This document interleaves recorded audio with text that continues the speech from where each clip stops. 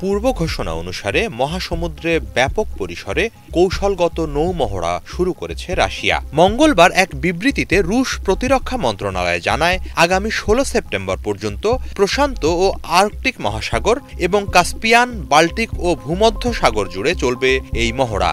এটিকে ২০২৪ সালে রুশ সামরিক বাহিনীর সবচেয়ে বড় প্রায়োগিক যুদ্ধ মহড়া বলে উল্লেখ করা হয়েছে। বিবৃতিতে প্রতিরক্ষা মন্ত্রণালয় জানায়, চলমান এই মহড়ায় ৪ শতাধিক যুদ্ধজাহাজ, সাবমেরিন ও সহযোগী জলযান এবং নৌবাহিনীর ১২০টি যুদ্ধবিমান, ৭,০০০ ইউনিট অস্ত্রসম্ভার ও ৯০,০০০-এর বেশি নৌসেনা অংশ নেবে।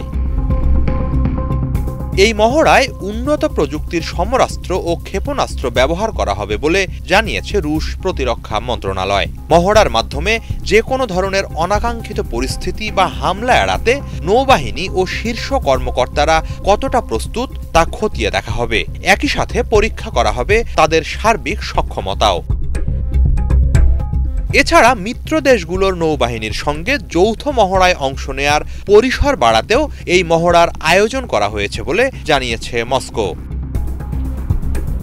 বিশ্লেষকরা বলছেন, বিশ্বের সর্ববৃহৎ নৌবহর থাকা দেশের একটি রাশিয়া।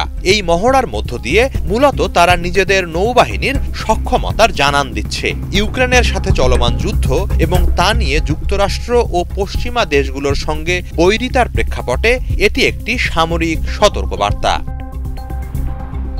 হিজল জোবায়ের, বাংলা ভিশন।